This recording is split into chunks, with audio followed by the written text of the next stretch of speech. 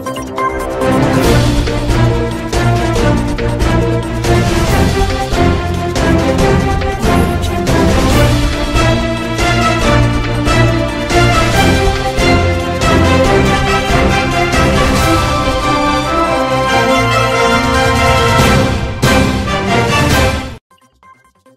assalamu alaikum dobina fara taji songo kan doni bina fara taji songo kan o ye kuma min ni abora anga taji mara soba nyema da no ye onapu ani jagokelaw ka soba no ye chambre de commerce ulu nyema yoro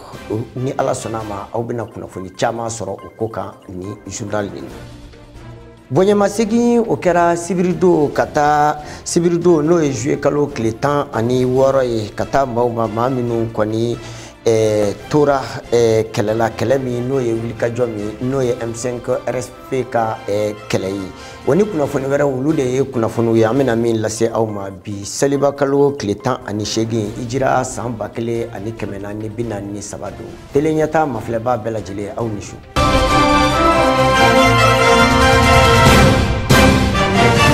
Taji dɔ bɛna fara a sɔngɔ kan ka farali min bɛna k'a kan a bɛna kɛ dɔɔni de bɛna fara a kan nin don nataw la o ye kuma min ni a fɔra bi karidon in sɔgɔmada la maa fɛ maa min ni o ye an ka taji soba ɲɛmaa ye n'o ye ONAPU ye fo ka taa se jagokɛlaw ka so ɲɛmaa fana ma a kɔni ye nin fɔ yɔrɔ la yɔrɔ min ni o ye ONAPU ɲɛmaaya so ye n'a filɛ nin ye quartier e fleuve la an b'a yira la k'a fɔ Ali Kulubali ni Musa Jalo tun bɛ a kɛnɛ kan olu ye ɲininkali min sɔrɔ a da an ka jɛ k'a lajɛ. Kalo tɛmɛnenw na an ye gɛlɛya mun ko fɔ tajiko sɔrɔli la a sɔrɔli a n'a sɔngɔ fɛn mun don a dogolen tɛ mɔgɔ si la n y'a fɔ cogo min na fana a tɛ an dɔrɔn kun kan jamana bɛɛ de dɔn o jamana tɛ yen mun ma gɛlɛya nin ye. N'aw ye jateminɛ yɛrɛ kɛ n'aw y'a yɔrɔ caman b'a lamɛn u b'a fɔ ko dɔ fangara dɔ farala o ka taji sɔngɔ kan dɔ farala taji sɔngɔ kan jamana minnu n'an b'a fɔ ma jamana développé minnu seba b'u ye ani jamana minnu seba t'u ye a bɛɛ bɛ ka nin kɔlɔlɔ o ma échappé nin kɔlɔlɔ la bon donc jateminɛ caman kɛra an yɛrɛ fɛ yan an ka ɲɛmaw u ye jateminɛw kɛ u ye fɛn caman ye k'a to yen n'o ye taxe ye alors n'i nana ni taji ye n'a sera douane na yan a ka kan ka droit de douane sara enfin droit de douane a ka kan k'o sara mais o droit de douane bi na n bɛ se k'a fɔ droit de douane tɛ yen yɛrɛ sabula tama kelen de bɛ sara sisan tama kelen de bɛ sara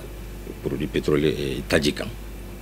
Donc o kɔrɔ ye ko jamana ye ɲɛmaaw y'u ka se kɛ fo ka s'a dan na minnu fana bɛ na ni taji ye n'an b'a fɔ o ma opérateur pétrolier u fana u ka cɛsiri fɛ u sɔnna fanba de bɔra u ka tɔnɔ na mais hali bi gɛlɛya n y'a fɔ cogo min na gɛlɛya bɛ ka continuer ka fanga sɔrɔ diɲɛ fan 14 bɛɛ la donc o gɛlɛya nin fana kama tuguni jateminɛw kɛra an y'a ye k'a fɔ ni an ma fɛɛrɛ kɛ cogoya bɛ cogoya la n'o ma kɛ taji bɛ sɔn ka dɛsɛ jamana kɔnɔ o de la sa ko k'a da bɛɛ tulo kan k'a fɔ ni ala sɔnna ma a tɛna kɛ waati jan ye dɔ bɛna fara tuguni taji sɔngɔ kan dɔ bɛ fara taji sɔngɔ kan an ka laɲini tɛ nka fɛn min dɔn a se foyi yɛrɛ de tɛ an ye a kɛra an ma wajibi ye voilà n b'a fɛ k'o de fɔ a kɛra an ma wajibi ye an ka dɔ fara taji sɔngɔ kan bon donc faamuyali ka sɔrɔ a la k'a fɔ ko autorités ko de an ka continuer k'a da u la sabula u b'a fɔ an ye tuma bɛɛ u b'a kɛwale fana kɛ k'a fɔ ko ni taji sɔngɔ jiginna don o don a san yɔrɔw la olu fana y'o layidu ta taji sɔngɔ jigin yan a fɛɛrɛ yɔrɔ la an ka pompe n'an ka station ni fɛngɛw la jamana minnu bɛ carburant bɔ bi u y'u ka prix de pompe yɛlɛ jamana minnu développé don ka tɛmɛ anw kan u y'u ka prix de pompe yɛlɛ an ka jamana réalité ani jamana caman tɛ kelen ye parce que ala ma an garisɛgɛ kɔgɔji la minnu bɛ kɔgɔji jamanaw na ani an bɛɛ b'a san yɔrɔ kelen mais n'a nana u ka jamana kɔnɔ an bɛ tila ka taa yen tuguni ka na n'a ye nɔ u b'a fɔ ma ko frais d'approche n'i y'a jateminɛ à titre exemple ka bɔ Sénégal ka na Mali la ka bɔ Dakar Abidjan ka na Mali la an ka produit caman bɛ bɔ ninnu fɛ yen nɔ u b'a fɔ ma ko frais d'approche a dɔgɔyalima litre kelen o kelen 16 ɲɔgɔn bɛ k'a la malgré o 16 ye frais d'approche ye souvent i b'a sɔrɔ anw ka prix de pompe ka nɔgɔn ni olu jamana ninnu ye o bɛ faamuya cogo di c'est parce que ni produit ninnu nana état bɛ droit dɔ de kɛ droit et taxe douane na k'a minɛ opérateur fana économique fana ka tɔnɔ dɔ bɛ u b'a fara a kan mais waati dɔ sera état ko vraiment a tɛ fɛ prix de pompe ninnu ka yɛlɛ a ka bila niveau dɔ la jamana bɛ gɛlɛya dɔ kɔnɔ a jɛra a ka taxe ninnu kɔ bi taxe mun bɛ appliquer an t'a fɔ fu mais a tɛ foyi yɛrɛ minɛ a la mais ale y'o effort kɛ o ma ban minnu bɛ taji fana feere olu fana ko k'olu fana ye jamanadenw dɔ ye olu fana bɛ jɛn n'a ye u ka tɔnɔ 100 o 100 70 ka jɛ a kɔ ka tɔni 30 ye parce que mɔgɔ caman bɛ baara kɛ ni banque ye u bɛ juru ta banque la ka baaraw kɛ n'u ma tɔnɔ fitinin sɔrɔ ka banque ka intérêt sara finalement à laban u yɛrɛ bɛ curo donc ça veut dire qu'aujourd'hui état tɛ foyi sɔrɔ a la mais minnu bɛ a feere fana u tɛ foyi fana sɔrɔ a la donc mais an y'a ye semaine o semaine dɔ de bɛ ka fara a kan semaine o semaine dɔ de bɛ ka fara a kan à titre exemple gasoil bɛ an fɛ yan nɔ 160 ani dɔrɔmɛ 2 ani tama 1 mais gasoil bɛ feere bi kɔfɛ 170 ka sɔrɔ a ma se yan fɔlɔ frais d'approche ma fara a kan hali tɔnɔ fitinin ma fara a kan droit ma fara a kan anw tɛ se ka a jalatigɛ k'a fɔ k'a bɛ kɛ nin da ye comme ONAP la au ministère des finances ni ONAP mɔgɔw u ye jɛkulu dɔ sigi u b'a fɔ ko commission de taxation de prix des produits pétroliers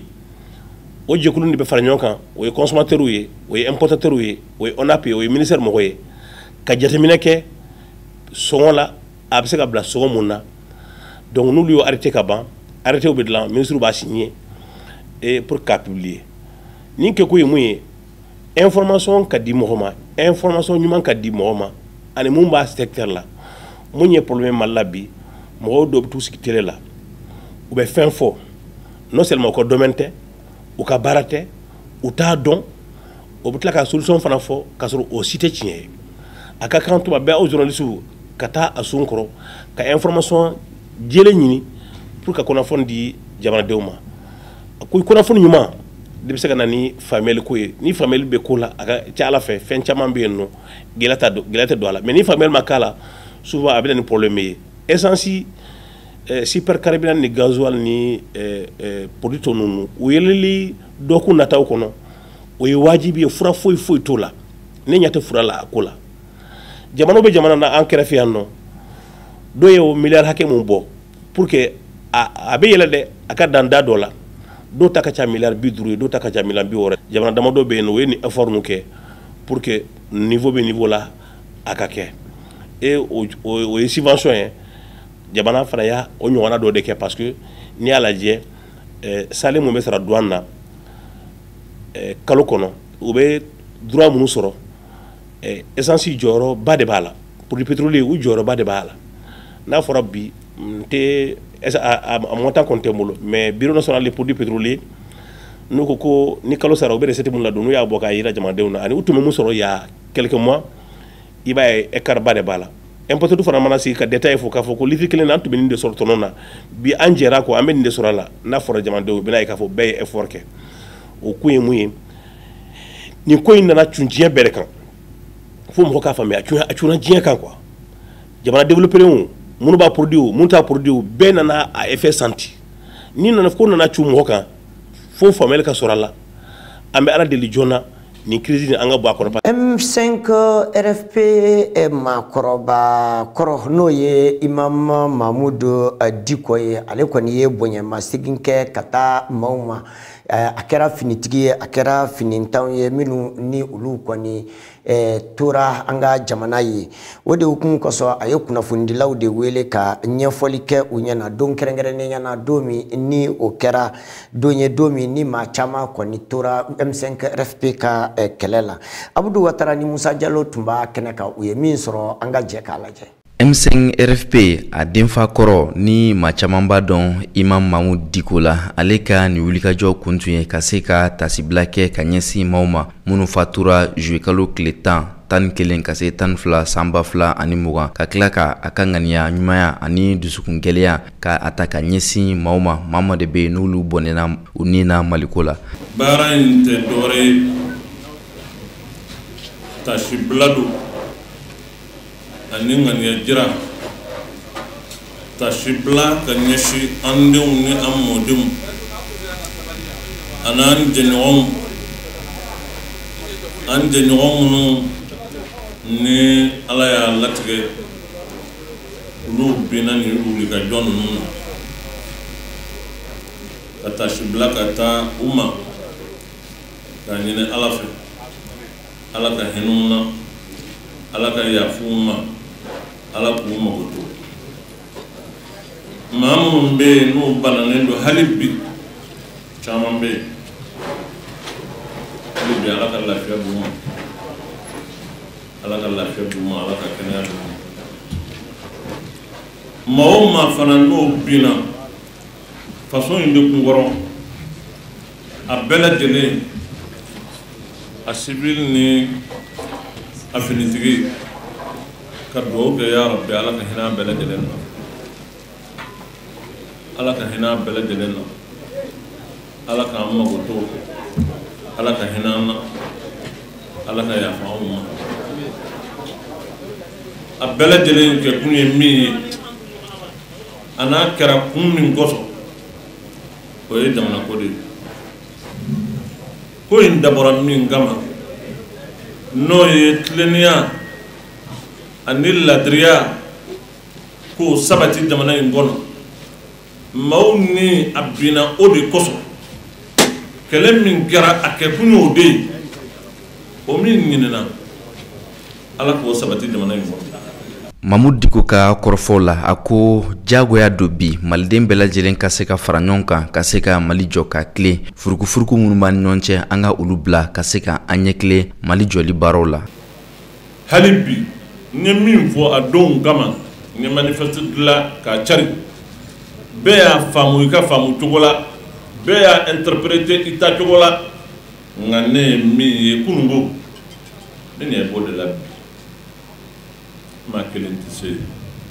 jamakulu kelen tɛ se ko in ka bon kulu kelen ma a ka bon maa kelen ma a tɛ ɲɛ fo jamana in denw bɛɛ lajɛlen de ka fara ɲɔgɔn kan ni an ma minnu fɛn minnu b'an kɔnɔ k'olu bila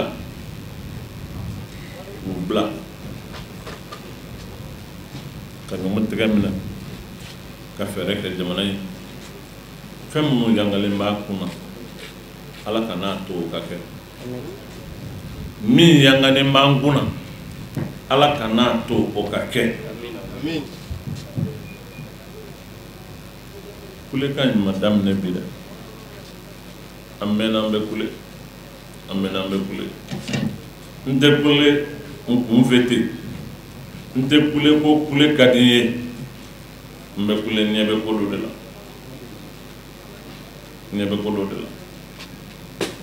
o de ye n bila kule la n ye waati min kɛ n y'a fɔ kuma dɔw senfɛ ka tɛmɛ n bɛ segin a kan ko kura j'ai pris du recul pour mieux réfléchir n ye n kɔtɔrɔma bɔ ka jamana in lajɛ k'a taacogo lajɛ k'a taafan lajɛ k'an yɛrɛ kun ɲininka mun kelen bɛɛ kosɔn anw ka nin jamana in ka taa indépendance la fo bi n'an ye para ɲɛ fila kɛ ɲɛfɛ k'an bɛ sabanan kɛ an bɛ cɛnɛ an bɛ bin an bɛ tila k'a daminɛ ko kura waati bɛɛ an bɛ ten de mun na. Malikura jɔli baaraw la Mahmud Diko ko an bɛ don min na i n'a fɔ bi waleya saba bɛ yen an kan ka olu ta k'olu don ba la a fɔlɔ waliɲuman dɔn. A filanan an kana ɲina an ka kɔrɔlenw kɔ wa an kana an ka kɔrɔlenw fili kɔ. A sabanan o ye dalakan ye. N'an ye nin ko ninnu labato a bɛ kɛ sababu ye Mali kura jɔli baaraw k'olu bɛ nɔgɔya. Ne ye min faamu ni ye min ye les valeurs qui constituent les fondements de notre nation, les valeurs, aux valeurs nous, olu de bɛ ka taa. Anw ka nin jamana in a sigilen bɛ fɛn min kan, les fondements, gulonma minnu n'olu bɛ an ka jamana in kɔrɔ, ni jamana sigilen b'a kan, min b'a to ni fiɲɛ jugu nana a b'a to yen, ni ji jugu nana a b'a to yen, ni gɛlɛya nana a bɛ taa a bɛ jamana in to. O ye fondement jumɛn ye? O de bɛ ka yɔgɔyɔgɔ, o de bɛ ka bɔ a nɔ na, o de bɛ ka effriter, o de bɛ ɲini ka bɔ ka bin ka tila an na. N'o tilala an na jamana in bɛ tila an na. Anw ka jamana in tabiya fɔlɔ min b'an na o ye waleɲumandɔn ye. Waleɲumandɔnbaliya k'o fili k'o kɛ bolokɔfɛ fɛn ye o t'an tabiya ye, anw tɛ sɔn a ma. Anw fɛ ni kɛra waleɲumandɔnbali kɔrɔ ye i tana don. Et malheureusement ne ye min kɔlɔsi c'est que anw ka jamana in na maa minnu tɛmɛna nos dévanciers minnu ye jamana in a maa fɔlɔ wuli an hakili t'o la. Anw fɛ ni maa tɛmɛna ka ban o y'a bannen. I sara jamana kama o fɛn y'i sɔrɔ jamana kama o nin de kɛra o n'e kɔni tɛmɛna ka ban o y'i ka ko bannen ye an mago t'i la tuguni. O tɛ hɔrɔnya ye dɛ. Jamana in ma sigi o kan parce que o ye tamisira ye min ye o ye waleɲumandɔnbaliya de ye wa o ye fitiriwaleya de ye. N'i y'o don ko o ko la o tɛ kɛ ko barakama ye abada, o tɛ k'a ye. Wa anw ka jamana tabiya t'o ye. Mais malheureusement le constat qu'on fait, tous ces hommes qui ont passé mɔgɔ maa tɛmɛna anw ka jamana in na ka taa Modibo Keyita la fo bi mɔgɔ tɛ yen ni waleɲumandɔnna komi a ka kan cogo min. La deuxième chose qu'on est en train de perdre, qu'il ne faut pas perdre, c'est le respect de la parole donnée. Le respect de la parole donnée. I ka tigɛ na hɔrɔnya kan na o ye kumaba ye dɛ. Ka tigɛ na hɔrɔnya kan na hɔrɔntɔ ye fɛn min f'i ɲɛna n'o kɛra kɛcogo wɛrɛ ye min tɛ ɲ'a fɔ cogo min na i ka tigɛ na. Voilà comment les gens giraient. Maaw kun b'o kadi cogo min na o y'o de ye, o ye ka kali ni i yɛrɛ kun danbe ye k'a dɔn hɔrɔnya la nin tɛ se ka jɔ e la, e tɛ se ka fɛn fɔ i ka dɔ wɛrɛ fɔ ayi. Voilà les problèmes qu'on a. De mon point de vue, qui fait que bi an bɛ taa an bɛ na n'an ko an bɛ wuli an bɛ bi n'an ko an bɛ taa ɲɛfɛ an bɛ segin ni adamaden y'i tana dun a ma ɲi dɛ. Waleɲumandɔnbaliya y'an tana de ye. Hɔrɔn ka kuma fɔ i ka tila ka dɔ wɛrɛ fɔ o y'an tana de ye. An ka jamana t'o dɔn. Il faut que les nouvelles générations u k'a faamu min ka di ye n b'o fɔ min ka di ye n b'o kɛ. N bɛ kalon da maa la n bɛ fɛn fɔ ma min ye non o tɛ hɔrɔn danbe ye. Ka sanga ni cɛmancɛ fanga lahalayaw ye Imam Mahamudu Diko y'a ɲini maliden bɛɛ fɛ an bɛɛ lajɛlen ka se ka da cɛmancɛ fanga tigilamaw la wa an ka u dɛmɛ walasa cɛmancɛ fanga in ka se ka kɛ hakilisigi ni basigi kɔnɔ. O ye situation min bɛ jamana kɔnɔ sisan kunun n y'a fɔ n ka fɔtuba la bi n bɛ segin a kan. Anw ye jamana hakilimaw de ye. Situation dɔw bɛ yen il faut laisser ça aux autorités, ils n'ont qu'à le gérer. Jamana ɲɛmɔgɔw olu bolo bɛ min na ani u tulo bɛ min na ani u bɛ min kalama e t'o dɔn. A to u k'a gérer. An k'an daminɛ an ka sabali an ka to u kɔ u k'a gérer ni hakili ye. Jamana ko don. Les implications sont extrêmement nombreuses. Jamana ko du ko dama tɛ dugu kelen ko tɛ jamana ko don c'est sensible surtout ko in b'an ni maa minnu cɛ ko caman b'an ni ɲɔgɔn cɛ an kana dusu bila hakili ɲɛ an ka s'an yɛrɛ la kuma bɛ kuma la an ka n'o fɔ an yɛrɛ kana ɲɔgɔn su ka taa ko la ko min bɛ se ka na ni fɛn ye fɛn min ni gɛlɛya bɛ k'a la ka tɛmɛ nin kan laissons les autorités au ka ko in gérer ni hakili ye ne mettons pas la passion et la pression sur eux an yɛrɛ ka jamana ɲɛmɔgɔw an kana pression k'u kan c'est-à-dire ka fɛn fɔ min b'a to u bɛ kamana gan u t'a dɔn u b'a kɛ cogo min an kana an yɛrɛ bila o la ce n'est pas intelligent, ce n'est pas sage. An b'u to yen ka ko in nɔgɔya u ye n'u yɛrɛ nana faamu jamana ka intérêt ni jamana ka lafiya bɛ ko min na comme décision u k'o ta an n'u ka jɛ o décision na an ka kan ka min ye ka Ala deli que Dieu les inspire ka Ala wele hakili ɲuman fɛɛrɛ ɲuman dabali ɲuman kɛcogo ɲuman min b'a to jamana danbe bɛ to a la Ala k'u bila o sira fɛ. Mamadou Diko ye welekan bila ka ɲɛsin maliden bɛɛ lajɛlen ma an ka se ka fara ɲɔgɔn kan dusukun ni ŋaniyaw k'olu gɛya ɲɔgɔn ye an ka se ka an ka sigi kɛ ɲɔgɔn fɛ hakilisigi ni basigi la an ka jamana kɔnɔ. A bi maa 1,000,000 ani maa 841 bɔ minnu kɔni ni olu labilalen don bi an ka jamana ye ka ɲɛsin kɔngɔ ma o de hukumu kosɔn maa 64 ɲɔgɔnna olu kɔni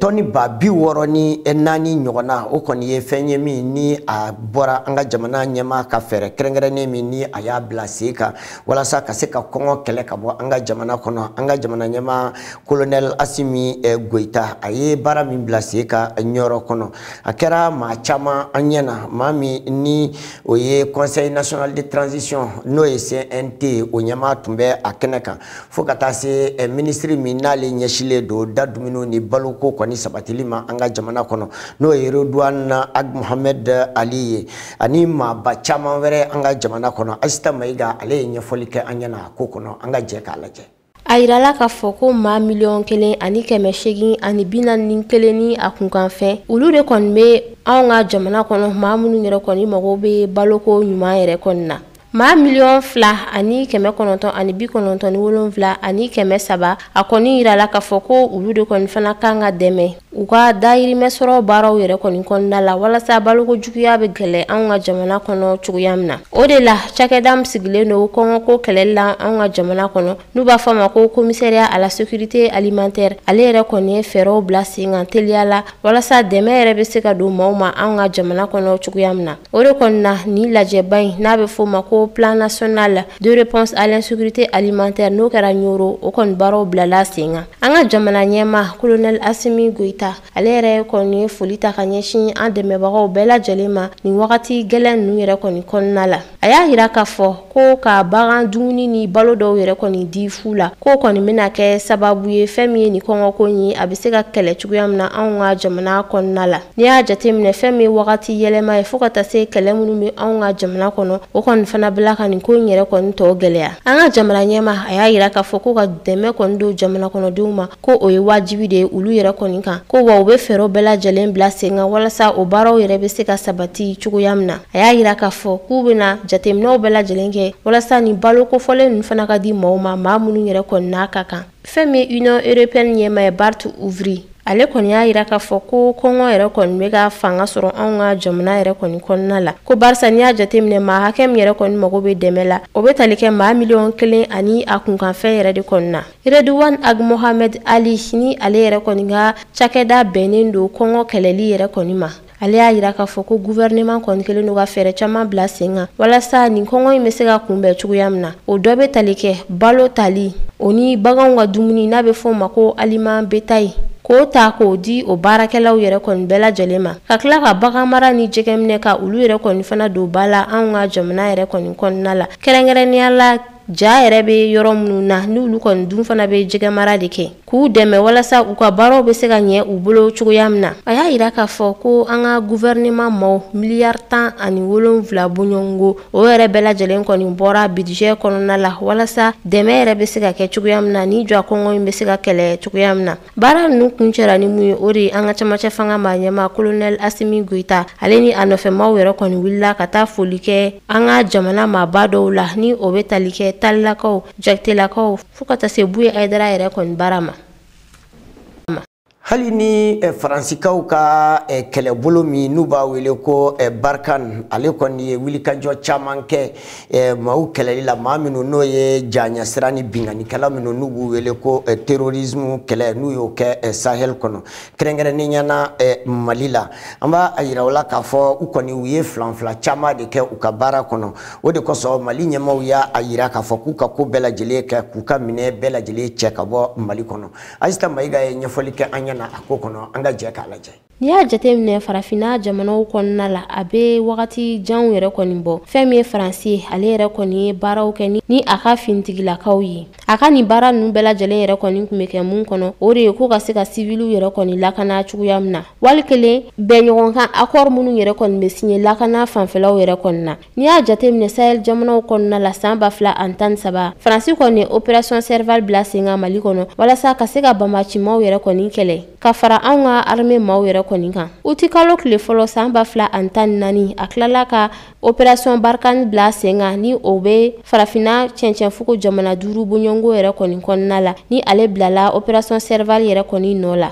Faransika finitigilaka 500 o ni 100 bɔɲɔgɔnko olu yɛrɛ de kɔni tun bɛ u ka opération Barkhane yɛrɛ kɔni kɔnɔna la nka an bɛ don min na i n'a fɔ bi Faransi yɛrɛ kɔni gɛnna ka bɔ anw ka jamana yɛrɛ kɔni kɔnɔna la. O de la sisan nɔ u kɛlen don k'u kun da jamana min kan o de ye Niger ye. Centrafrique jamana kɔnɔna la Faransi ye kɛlɛ dɔw fana kɛ yen nɔ san 2006 kana se san 2007 wagatiw ma kɛrɛnkɛrɛnnenya la banbacimaw yɛrɛ kɔni kɛlɛli la u ka jamana yɔrɔ la u b'a fɔ yɔrɔ min yɛrɛ ma ko Bangui ka fara o kan san 2013 coup d'état min yɛrɛ kɔni kɛra olu ka jamana ɲɛmaa la François Bozize u taara opération militaire fana kɛ nin yɔrɔ kofɔlen na ni o tɔgɔ yɛrɛ kɔni ye ko Sangaris walasa ka se ka siyaw yɛrɛ dama ka kɛlɛ kɔni bali cogoya min na. Libi jamana kɔnɔna la san 2011 ni o de kɔni kɛra sababu ye ka anw ka jamana yɛrɛ kɔni bila ni gɛlɛya ninnu bɛɛ lajɛlen kɔnɔna la. Faransi kɔni y'a ka baara dɔw bila sen kan o t'an maaw ka yamaruya yɛrɛ kɔnɔna la walasa ka taa Kadafi yɛrɛ ka fanga jaso cogoya min na. O de la a yirala k'a fɔ ko finitigilaka hakɛ min tun b'u bolo nin baara in na o de bɛ tali kɛ finitigilaka 4200 bɔɲɔgɔnko la avion 40 hélicoptère 20 fo ka taa se u ka finitigilakaw minnu ka kɔɲɔ bɛnnen don jiko ma olu ka so 27 bɔɲɔgɔnko. Côte d'Ivoire jamana kɔnɔna la san 2002 wagatiw la u kɔni nana ni mission mun ye yen nɔ u y'a fɔ ma ko licorne ni ale yɛrɛ kɔni tun bɛ tali kɛ ka maaw yɛrɛ kɔni lakana maa minnu ye jamana wɛrɛ maaw ye Côte d'Ivoire jamana kɔnɔna la san 2011 wagatiw la tuma min na jamana ɲɛmaaya kɛlɛ fana tun bɛ Alassane Ouattara ni Laurent Gbagbo ni ɲɔgɔn cɛ. Faransi kɔni tagara Côte d'Ivoire o baaraw fana kɔni kɔnɔna la tuguni. Chad jamana kɔnɔna la kabini san 1968 wagatiw la Faransi kɔni bɛ nin yɔrɔ kofɔlen fana kɔni kɔnɔna la. U ye fɛɛrɛ min bila sen kan o de ye opération Menta ye ka ɲɛsin Libi jamana yɛrɛ ma o wagati ninnu kɔnɔna la. Rwanda jamana kɔnɔna la san 1990 wagatiw la fo kana se san 1993 wagatiw la fɛn min ye Faransi ye ale ka finitigilakaw 600 bɔɲɔgɔnko o kɔni tun bɛ ni jamana kofɔlen yɛrɛ kɔni kɔnɔna la. San 1994 u ka parafila maa 100 bɔɲɔgɔnko o yɛrɛ kɔni tun bɛ ni yɔrɔ kofɔlen na. Kuma min na siyaw yɛrɛ dama ka kɛlɛ kɔni daminɛna Rwanda jamana kɔnɔ ni o kɛra sababu ye ka maa 800 bɔɲɔgɔnko olu yɛrɛ bɛɛ lajɛlen bɔnɛ u ni na ni o kɔni caman kun ye Tutsiw de ye. An bɛ aw fo aw minnu ni tele ɲɛta de ye aw ka teleso ye ka se ka faamuyali sɔrɔ diinɛ kɔnɔ ka kunnafoniw sɔrɔ kunnafoni ɲuman jɛlen tilennenya danaya de bɛ o kɛ o kuma an bɛ aw fo o danaya la Ala ka su hɛrɛ di an ma ka an kelen kelen wuli ka fajiri don an garisɛgɛ la assalamu alaikum.